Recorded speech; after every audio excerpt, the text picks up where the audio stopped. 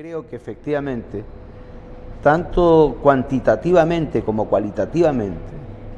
el fenómeno de la movilidad humana forzada se ha intensificado a partir de los últimos 3 años por el carácter cada vez más agresivo de la respuesta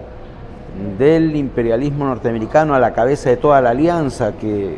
está detrás de él, particularmente en el tema militar con la OTAN, pero en otros terrenos también con otros aliados, para tentar revertir este proceso también de cambio en el poder político mundial, los cambios del poder en el mundo, derivados de la creciente influencia, no solamente y peso, no solamente económico, sino que también político, de lo que se estructuró en torno a los BRICS, ¿no? El peso de China crecientemente en el comercio y la inversión mundial, su vinculación en el comercio y la inversión con América Latina y con todo su entorno asiático, ya era evidente, es decir, era evidente que en ese terreno,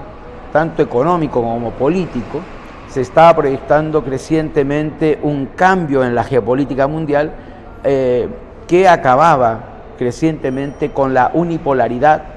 y por otra parte, es decir, surgía un escenario de multipolaridad más concreto, ¿no? Cada vez más reforzado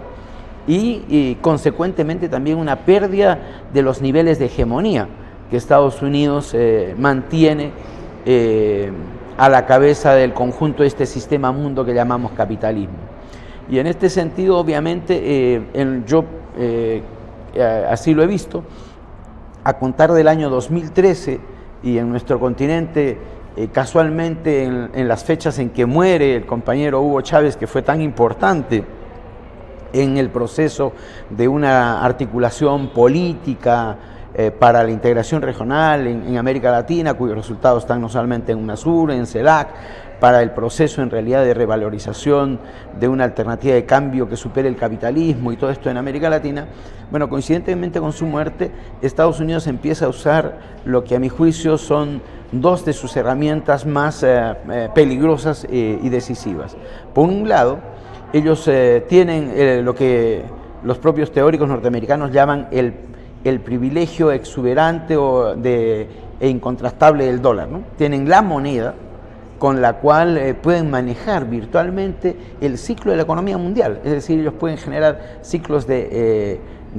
expansión de la economía mundial a partir simplemente de emitir, como lo hicieron, en forma monstruosa, digamos, cantidades enormes nunca se creó más dinero, más liquidez, particularmente en dólares, que lo que aconteció después del 2009, ¿no? Porque empezaron a mantener nuevamente, hay que recordarlo que esto ya lo habían hecho el 2003, entre 2003 y 2006, tasa de interés 0 a 0,25, y retomaron esa situación luego de la crisis de 2008, de fines de 2008. Es decir, nuevamente una tasa de interés muy baja, tasa de interés negativa en los hechos, y lo que llamaron sus programas de facilidad cuantitativa. Entonces, estos programas crean una enorme liquidez, una inmensa liquidez, y obviamente generan una situación no solamente de blanqueamiento y reforzamiento de la banca, del sistema financiero que estaba amenazado de una caída en una recesión continua y profunda,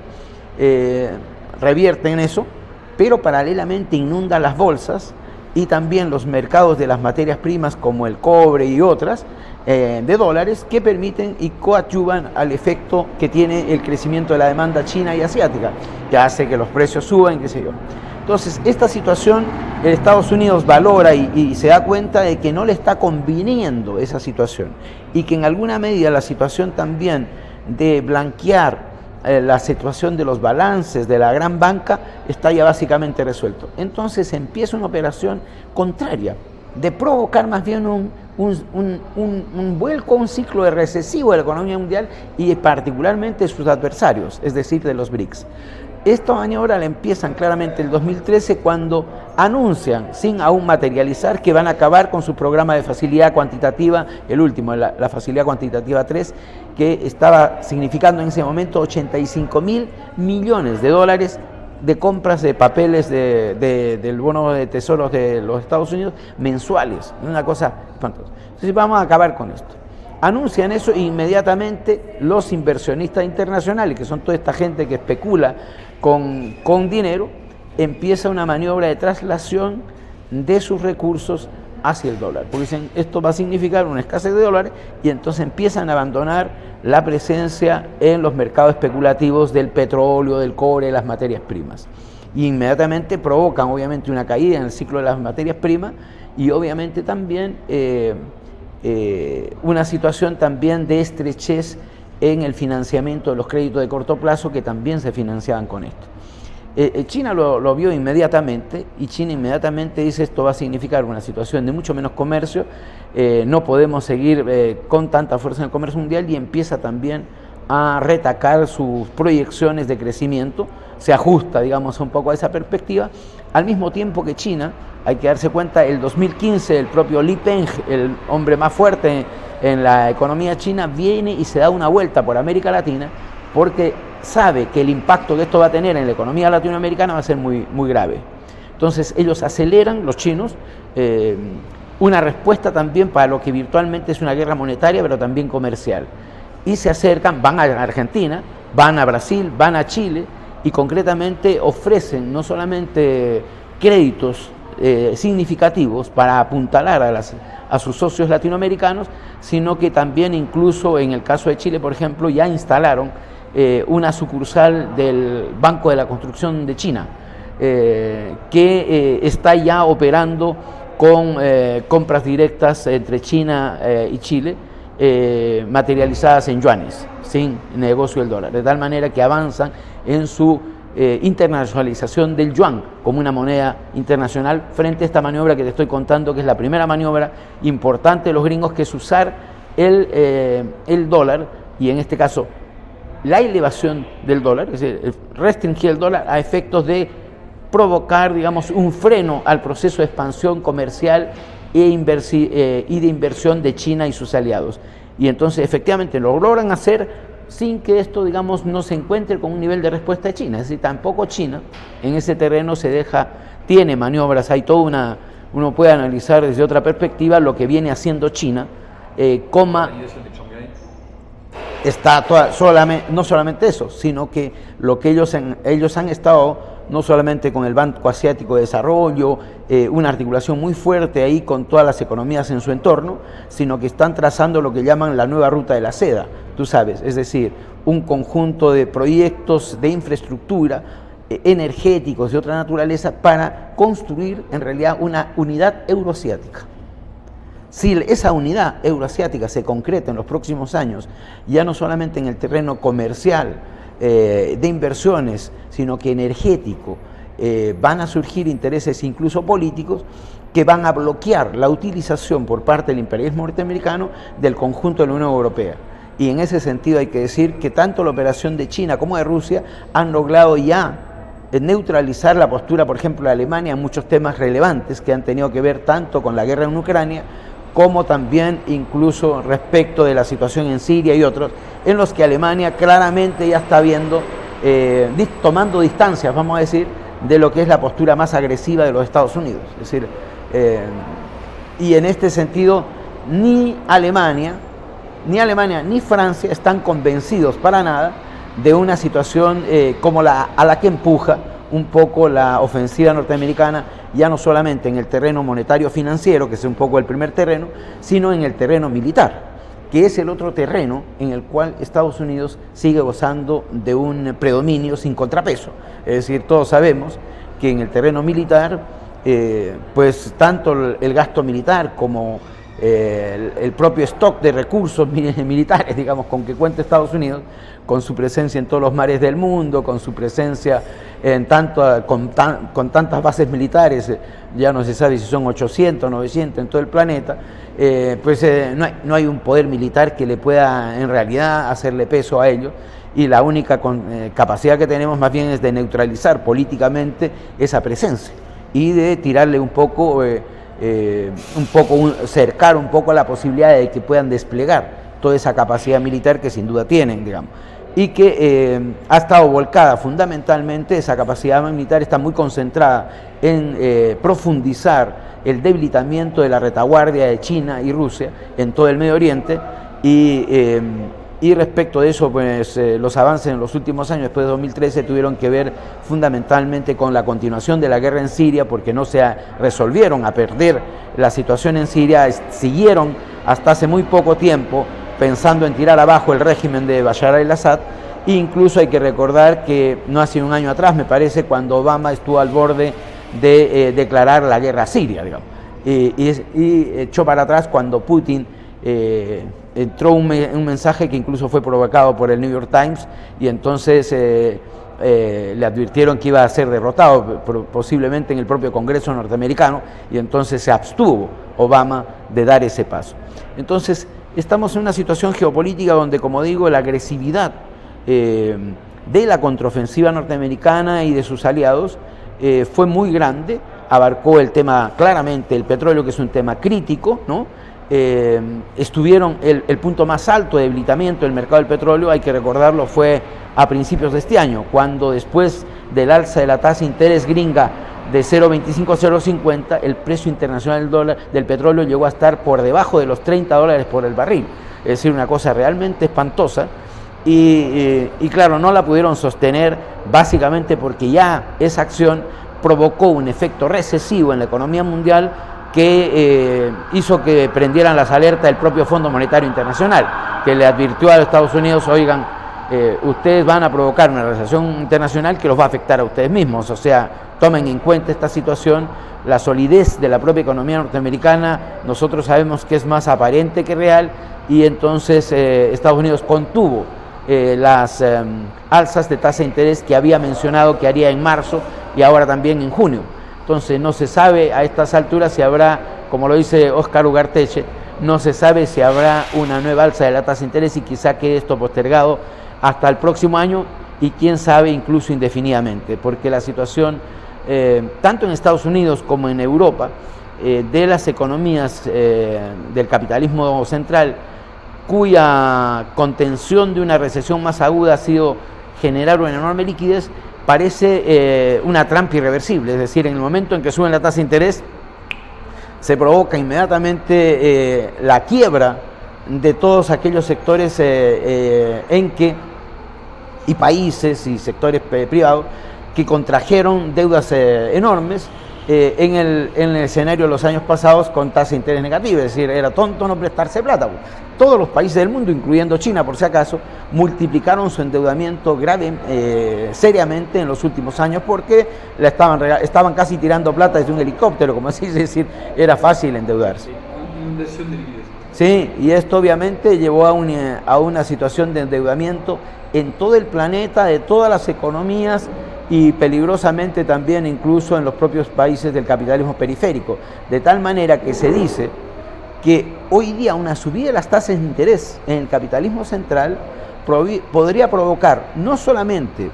la quiebra del sector energético norteamericano, todas estas inversiones en fracking, ¿no? Que están ya con este precio. Si el precio menos mal el precio del petróleo levantó ahora hasta cerca del horizonte de los $50 por barril,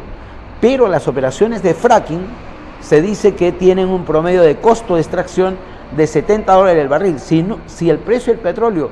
sigue por debajo de los $70 el barril, muchas operaciones de fracking, de gas de esquisto, están quebrando, están con pérdida y están amenazadas de quebrar. De tal manera que esas quiebras ya se están produciendo, ¿no? No es una quiebra aún de todo el sector, pero hay un proceso de pérdidas que se ha ido acumulando en el último tiempo, y al mismo tiempo todos los países en los que el sector público y mucho más los sectores privados se endeudaron, en los países del capitalismo periférico, estamos hablando que tenía un grado de dinamismo, que se endeudaron en los años pasados, ven con mucho temor la posibilidad de que la tasa de interés gringa suba, porque inmediatamente la deuda en dólares de ellos se multiplica para arriba. Y obviamente ahí también tú puedes provocar una nueva crisis de deuda internacional majestuosa, inmensa, y obviamente provocar una recesión mundial en que todo el mundo se hunda, ¿no? Entonces, esta es una situación que está ahí, pendiente de qué pasará, pendiente de qué puede pasar. De manera que estamos en una situación de enorme inestabilidad desde ese punto de vista. Y el otro ángulo que tiene, obviamente, es el tema, para los efectos de la migración, muy dramático, el tema militar, que está concentrado muy fuertemente en el Medio Oriente. Y en este sentido, tenemos, digamos, dos presiones muy fuertes que llevan a la movilidad humana. Uno, el hecho de que estamos viviendo efectivamente desde 2013 para acá un ciclo en que la economía mundial capitalista como un todo está cada vez más estancada, vamos a decir, ¿sí? Porque después de 2009 tuvimos un mundo en que el capitalismo central creció en un promedio inferior a 1%, y el capitalismo periférico, liderado por China, estaba creciendo a más de 4%. China 7%, pero el conjunto a más de 4%. ¿Ah? Y te da un promedio más o menos cercano a 3, 2,8, 3 de crecimiento de la economía mundial. Hoy día,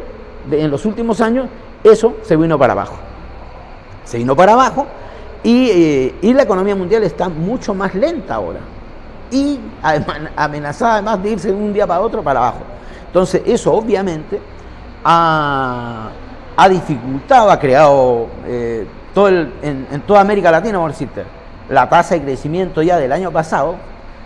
fue para América del Sur negativa. Y este año, tú sabes, Brasil, Argentina,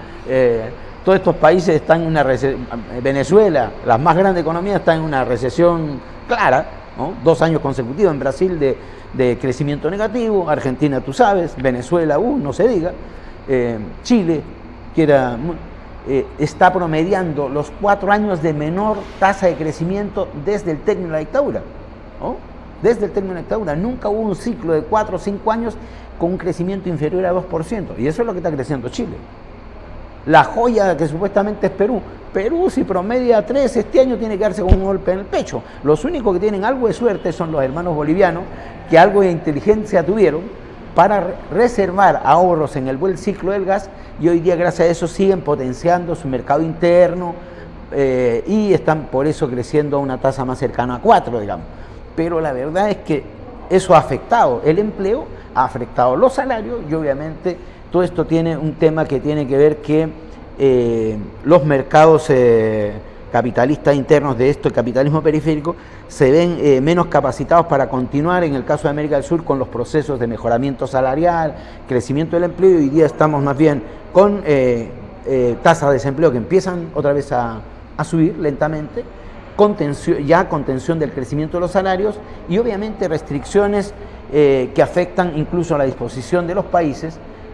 a recibir migrantes, particularmente en el caso de Brasil y Chile, que surgieron como nuevos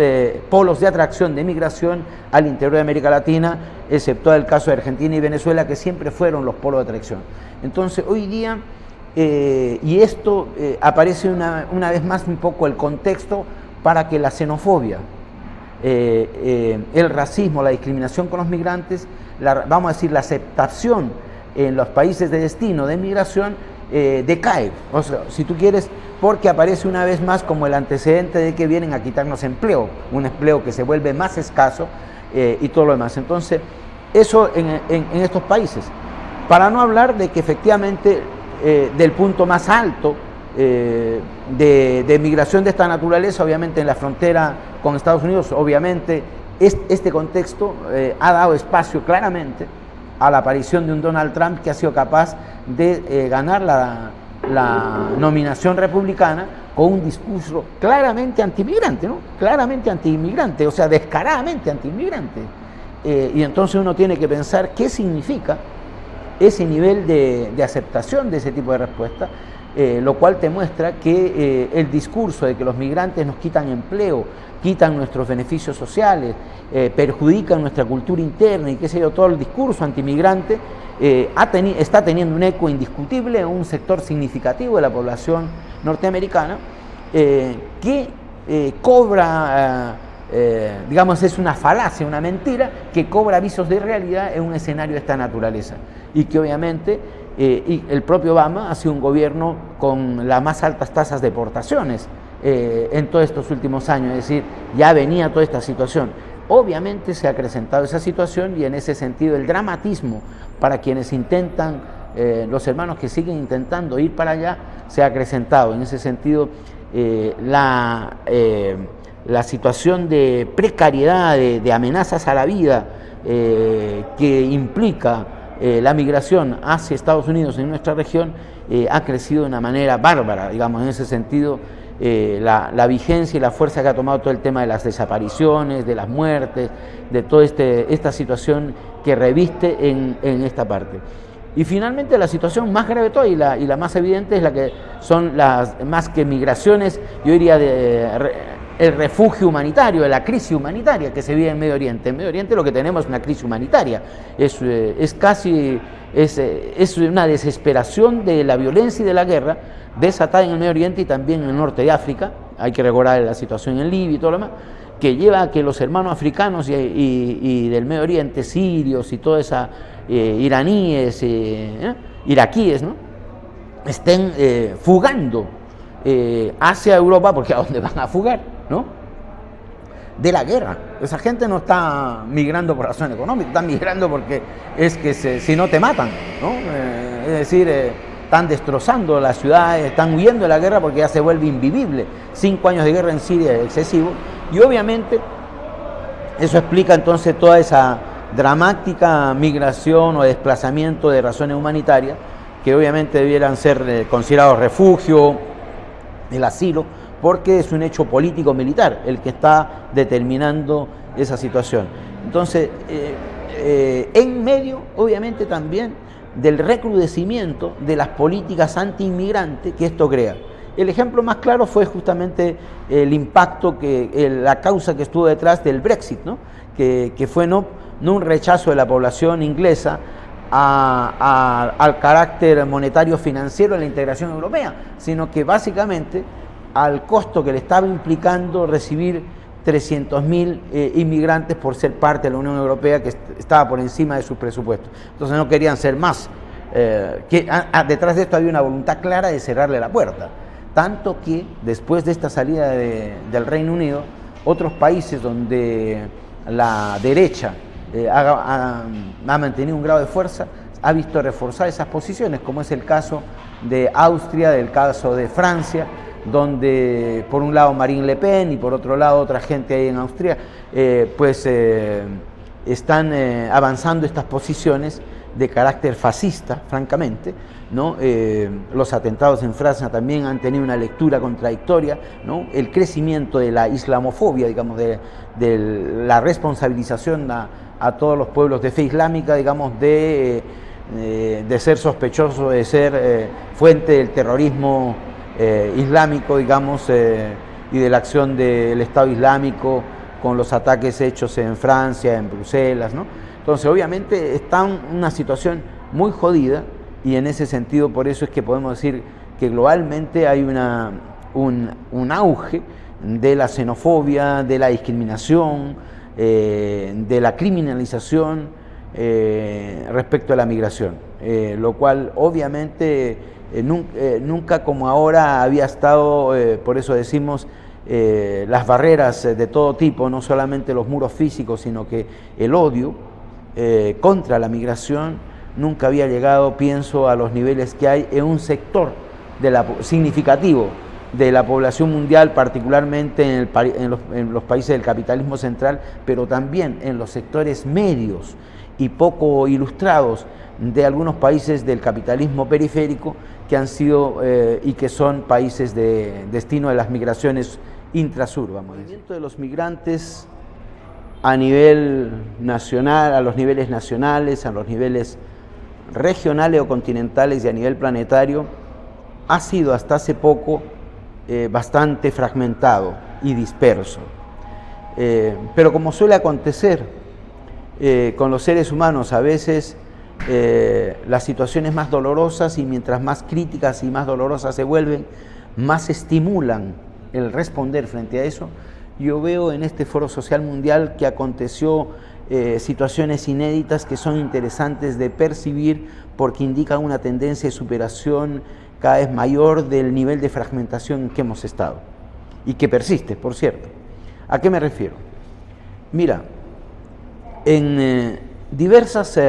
iniciativas en dirección a construir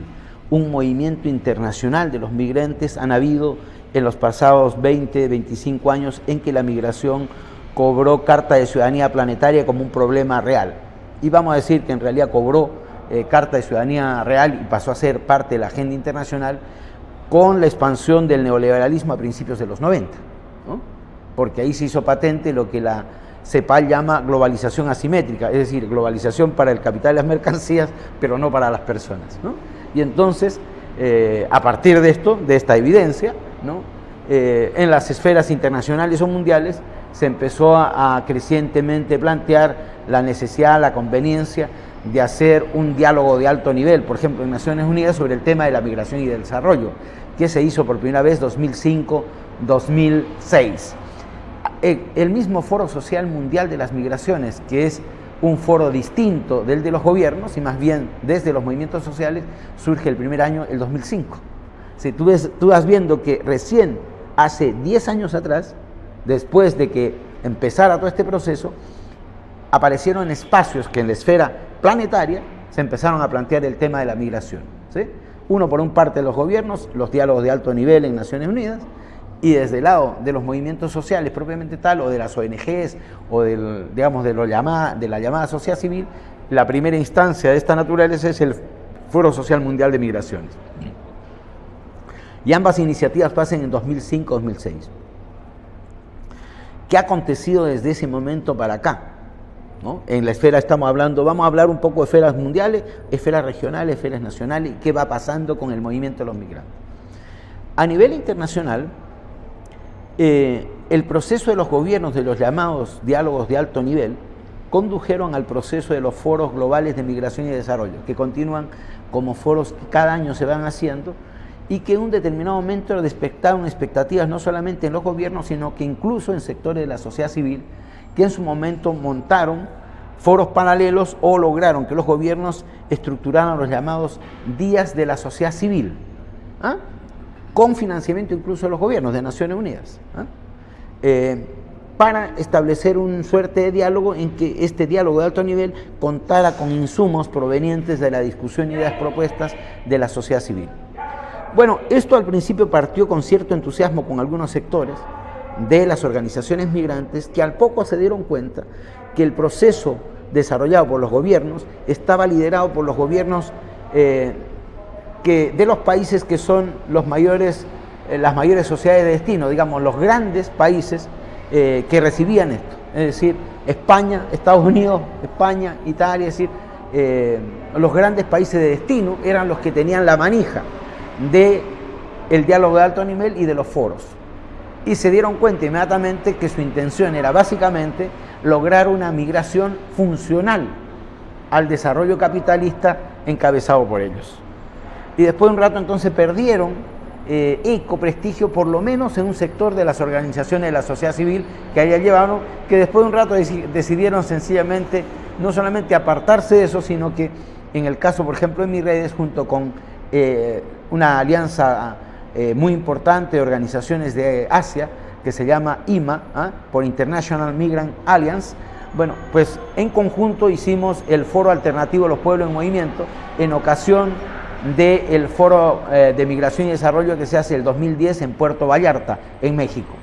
Y nosotros ya dijimos a esas alturas no vamos a ser cómplices. En México, donde el Estado, el gobierno, el conjunto del Estado mexicano ha sido absolutamente cómplice de la política criminal antimigrante de los Estados Unidos. No vamos a venir aquí a lavarle la cara, no vamos a estar aquí para que usen nuestra participación diciendo que nos están consultando. Vamos directamente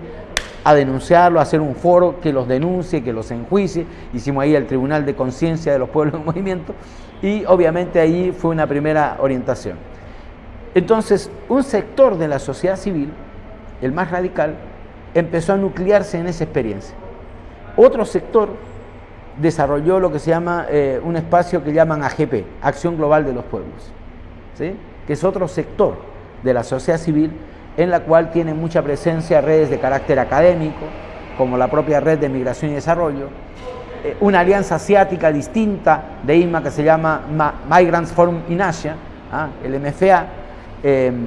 Migrant Rights International, MRI, que es muy importante en su actuación a nivel, vamos a decir, político-diplomático internacional con los gobiernos. Esta otra bloque más bien siguió pegado y sigue pegado hasta el día de hoy de la dinámica de relación con los gobiernos, y de hecho participaron en la segunda ronda del segundo diálogo de alto nivel que se hizo hacia 2013, ¿no? Entonces, este fraccionamiento ha existido, es decir, desde el mundo a nivel planetario de quienes pretenden levantar un movimiento de migrantes, hay por lo menos dos orientaciones de planteamiento. Lo que ha acontecido en forma interesante, y ha acontecido, por ejemplo, en este Foro Social Mundial, es que la presencia de IMA, fue más interesante en esto, y sobre todo su acercamiento con Miredes Internacional y otras organizaciones de migrantes y refugiados se estrechó, pudimos estrechar más vínculos con nosotros, y nosotros, Miredes Internacional era la única red con esta orientación en el Comité Internacional del Foro Social Mundial de Migración. Y entonces nosotros estamos viendo ya hacia adelante confluir con IMA en repetir no solamente la experiencia del Foro de los Pueblos en Movimiento que hicimos en 2010, sino que ir ampliando esa red y esta alianza de una articulación realmente de un movimiento internacional de los migrantes que sobre todo le dé más protagonismo a las personas que realmente protagonizan este hecho, y que también políticamente tienen una visión más claramente anticapitalista, antiimperialista, anticolonialista, antipatriarcal. Y en este sentido, nosotros percibimos que ha habido iniciativas que antes no tuvieron un espacio y un eco suficiente, pero que tenían esta misma orientación. Me refiero, por ejemplo, y ahora estaba mencionándolo a mis compañeros de mi red internacional, la iniciativa que desarrolló el Foro por la Gobernanza Mundial de un proceso hacia una Carta Mundial de los Migrantes, que se hizo hace unos 10 años atrás, ¿no? Y que hubo eventos en esto, tanto en México, entiendo en Morelia, o no sé cómo se llama la ciudad esta, y ahí hermanos como Ricardo Jiménez y otros compañeros pues participaron en todo este proceso para levantar la Carta Mundial de los Migrantes, que creemos es una iniciativa que tiene que ver con un movimiento mundial de los migrantes, ¿no? O las iniciativas que los compañeros de ARSI, está nuestra compañera Eda Pando y el compañero Migliaro, digamos, un compañero italiano, levantaron por la jornada, el Día de Acción Global de los Migrantes, que también se inscriben en una perspectiva, ¿no?, mundial, planetaria, en esto. Entonces nosotros creemos que un poco esta otra tendencia, que no es funcional a los gobiernos, sino que es claramente en otra dirección, nosotros creemos que en los próximos años nuestro desafío va a ser consolidar un espacio de articulación de estas iniciativas, de estos esfuerzos de construcción, de movilización, para levantar con más fuerza un movimiento mundial de los migrantes, ¿no?, que sea claramente antiimperialista, anticapitalista, antipatriarcal, anticolonial y qué sé yo, y que obviamente en alguna medida tienen que ver con una maduración de todo este proceso que no habíamos logrado. Mismo Miredes, nosotros hemos tenido en esta ocasión también la posibilidad de estrechar los vínculos entre las organizaciones que en México, en Argentina, en Chile, hemos encontrado eco aquí en hermanos brasileños y brasileñas, más que brasileños, migrantes en Brasil, que se han interesado también en la posibilidad de nutrir este proceso que es Miredes, que básicamente nació como una red que busca que los migrantes y los refugiados hablen en el espacio internacional con voz propia, es decir, no por boca de algún sacerdote o religiosa que hay más de uno bastante comprometido con nosotros, ni tampoco necesariamente por una ONG, sino que nosotros lo que nos caracteriza básicamente es llevar al primer plano la voz de los migrantes y refugiadas, como en este foro por primera vez se dio en mayor magnitud la presencia de Catalina, por ejemplo, López, una madre guatemalteca de la caravana, la presencia de Verónica, esta migrante boliviana aquí, y otras compañeras y compañeros migrantes que estuvieron en los paneles, es un hecho inédito y que saludamos con mucho entusiasmo, y que sin lugar a dudas, y eso lo podemos asegurar, en el foro de 2018 en México no será menos de la mitad de los panelistas serán migrantes y refugiados propiamente tales. Y en ese sentido vemos que el camino está abierto como para que este proceso de maduración de un movimiento migrante internacional con esta orientación se alcance. Incluso más, compañeros que están en la otra tendencia, vamos a decir, esta que ha sido más funcional a los gobiernos, al ver un poco la proyección que va cobrando el movimiento por acá, están empezando a dudar de su orientación. Eso es lo que nos ha confiado, por ejemplo, los compañeros de la Red de Migración y Desarrollo, que encabeza Raúl Delgado Báiz. Ellos me dicen que este año están dudando de asistir a Bangladesh. Van a tener una reunión ahí de Acción Global de los Pueblos y que están dudando sobre si se vinculan o no con los gobiernos en esta oportunidad, porque ya también empiezan a darse cuenta que los han usado de una u otra manera en todos estos años y mucha complicidad ya no quieren tener, digamos, no se sienten muy bien con esto. Y creo que en este foro hubo una experiencia de acción común, ¿no?, de aproximación a los efectos, por ejemplo, de obtener la declaración y el sacar adelante este foro, y creo que lo logramos, digamos, y no solamente la Red Migración y Desarrollo, hay que decirlo, la propia Secretaría Técnica aquí estaba encabezada por una red como Espacios Sin Fronteras, que ha sido parte en el pasado de la tendencia más cercana a los gobiernos, ¿no? Espacios Sin Fronteras, lo mismo que Migrants Forum in Asia, fueron la sociedad civil consultada en el segundo diálogo de alto nivel de 2013. Y entonces en ese otro sector también, si se quiere, las experiencias de estos últimos años los han ido distanciando, digamos. Y yo creo que nosotros también, como Miredes, esta vez atinamos a no quitar el cuerpo a pesar de que no teníamos la batuta, sino que dijimos, aunque no tengamos la batuta, vamos a ir y no vamos a torpedear el esfuerzo. Vamos a apoyar lealmente el esfuerzo de este foro y creo que encontramos un eco favorable, creo que nuestra actitud fue reconocida por Espacios Sin Fronteras, que era la organización que estaba llevando este foro. Nosotros lo felicitamos, nosotros contribuimos desde el Comité Internacional a que esto saliera adelante de la mejor forma posible. Y en este sentido estamos muy contentos, a pesar de que nosotros no quisimos que este foro se hiciera en San Pablo, lo queríamos en México ya, este año, y peleamos por eso hasta el año pasado. Finalmente estábamos solos en el Comité Internacional y no teníamos cómo evitar que esto aconteciera así. Y dijimos, bueno, está bien, vamos a hacer. Pero no estamos arrepentidos de haber participado como parte de este Comité Internacional, estamos contentos, porque por otra parte nos hizo presente un país que, tanto más ahora que Argentina o Venezuela, se ha convertido en un polo importante de atracción de migrantes. Claro, probablemente Brasil no tenga aún el número de migrantes que tiene Argentina. Nos decían ellos que hay 600.000 migrantes aquí en Sao Paulo. Quizá en el conjunto del Brasil lleguen a 1 millón o 1,2 millones. En Argentina yo creo que estamos sobre esa cifra aún. Creo que el número de migrantes... Argentina sigue siendo, creo, junto con Venezuela, en relación con... Hay que recordar que los venezolanos tienen cerca de 1 millón de colombianos fácilmente adentro, digamos. Entonces, Venezuela y Argentina siguen siendo los polos de migración intrasudamericana más significativos.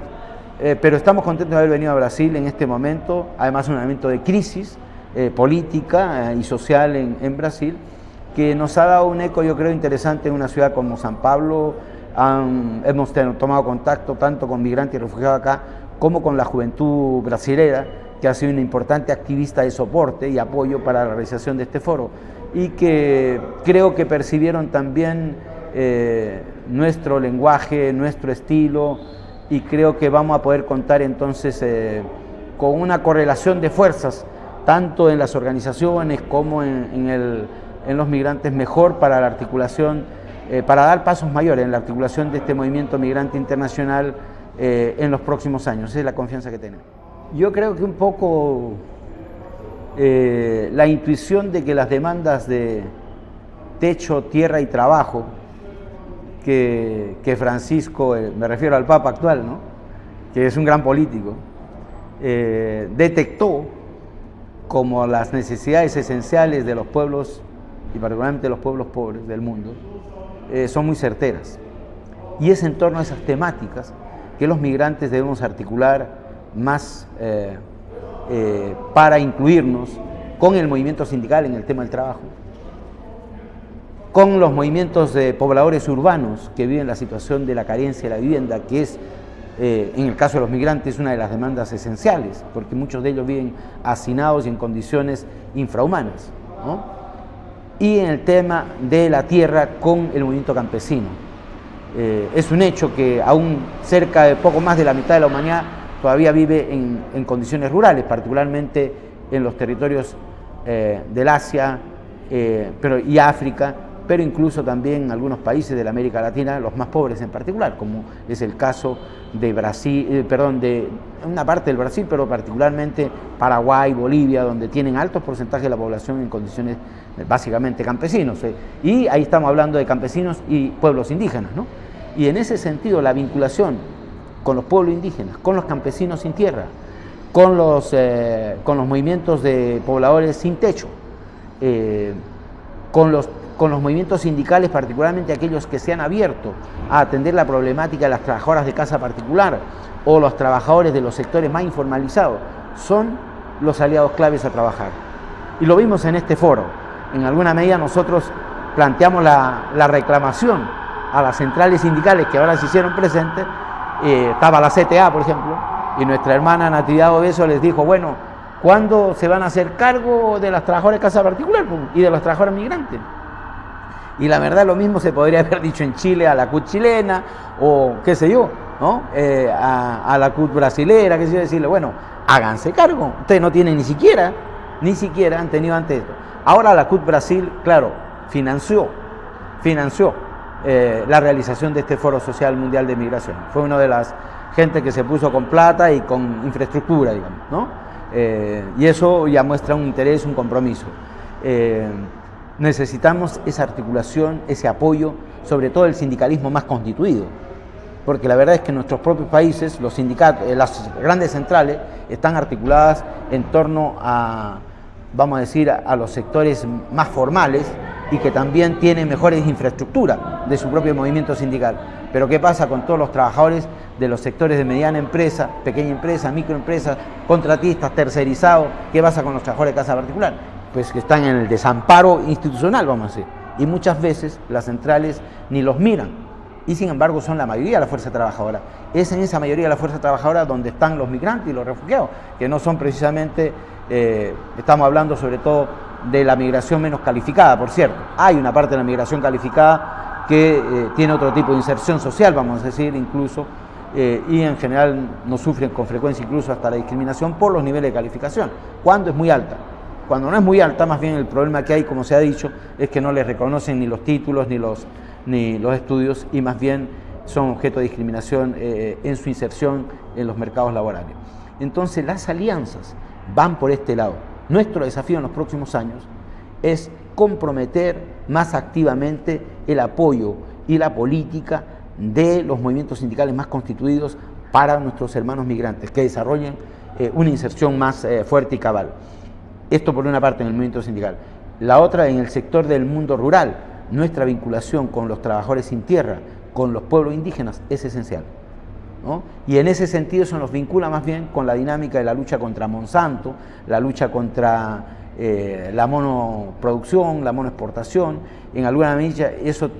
que son sectores que se han activado mucho, fíjate, contra los tratados como el Tratado Transpacífico, porque legalizan obviamente estas leyes de las patentes gringas, digamos, y la imposibilidad de usar patentes que no sean de transgénicos, digamos, facilitar el movimiento de los transgénicos. Yo creo que ahí hay una dinámica interesante. En el caso de América Latina son los países del área Pacífico. Argentina no ha estado en eso porque no está en el tratado Transpacífico, pero creo que ese ángulo, esa dinámica de lucha, que es la dinámica contra los tratados, contra la utilización de transgénicos, contra el agronegocio, es fundamental, como se remarcó también en alguna medida en la declaración del foro. Yo creo que ahí hay una vertiente que ya algunos compañeros hemos planteado el interés que no solamente la CUT se incorporara al Comité Internacional del Foro Social Mundial de Migraciones, sino que la CLOC. Y hablamos con eso ahora, está Pancha Rodríguez de Anamuri, que es parte de la dirección de la CLOC, y hablamos con ella para que se incorporaran, igual que la CUT, ya que está la CUT, el movimiento sindical, y que se metan los campesinos. Y ellas nos dijeron, hablen con Carlos Marentes, y nosotros tenemos encargado de migraciones de la CLOC, ¿no? Entonces, obviamente, ahí hay otra alianza que considerar. Nosotros que en 2010 marchamos juntos, porque coincidió el Foro Social Mundial de Migraciones con el Congreso, con un congreso de la CLOC, y por las calles de Quito marchamos juntos esa vez, marchamos juntos. Y hubo uno que otro panel en que compartimos juntos, pero creo que ha llegado la hora de ir más allá de eso. Fíjate que yo creo que por ahí tenemos más posibilidades de avanzar que con los gobiernos nacionales, cuyas legislaciones, por otro lado, tardan tanto en salir y a la hora de la realidad quedan más en la letra que en la práctica. Y que sale que el reglamento le cambia el sentido a la ley, que no sé qué parlamentario entraba no sé qué cosa. ¿Dónde están los espacios donde realmente nosotros hemos logrado avances mayores? Sin duda es a nivel local, en lo que llamaríamos aquí o municipios o alcaldías, ¿no? En las cuales la fuerza de la organización migrante, muchas veces además, hay que tenerlo claro también, en general la migración tiende a concentrarse en ciertos barrios, en ciertos municipios, donde la organización migrante también es más significativa y más visible. Y allí, en estos años, hemos dejado de ser muchas veces víctimas, hemos empezado a ser protagonistas de propuestas concretas y hemos encontrado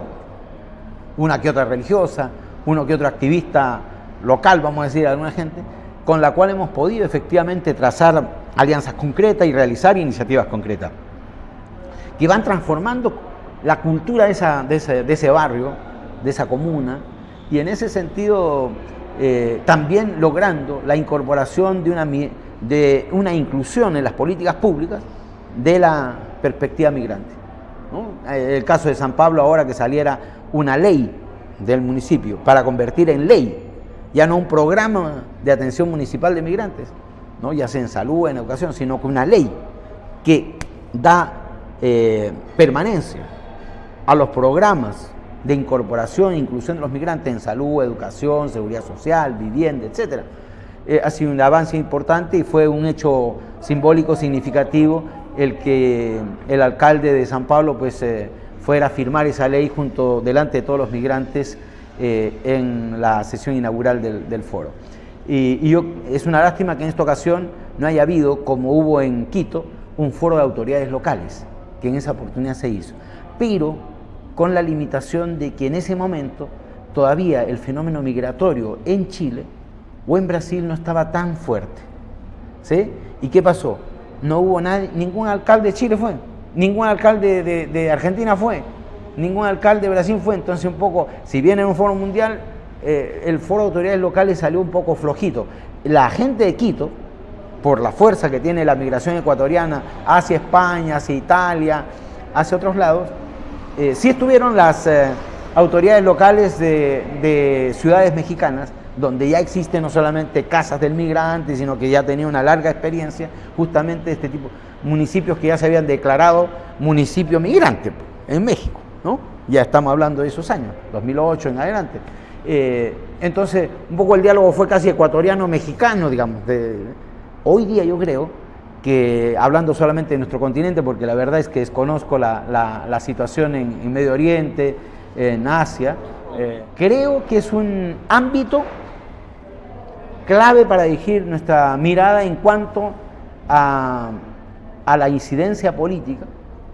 y a la articulación, digamos, de regulaciones que busquen dar un ejemplo que después los gobiernos no puedan contener. O sea, yo creo que la cosa parte desde abajo, los hermanos zapatistas desde abajo y la izquierda, en el caso del movimiento migrante desde abajo, ¿no? Para el efecto de lograr, si tú quieres, casi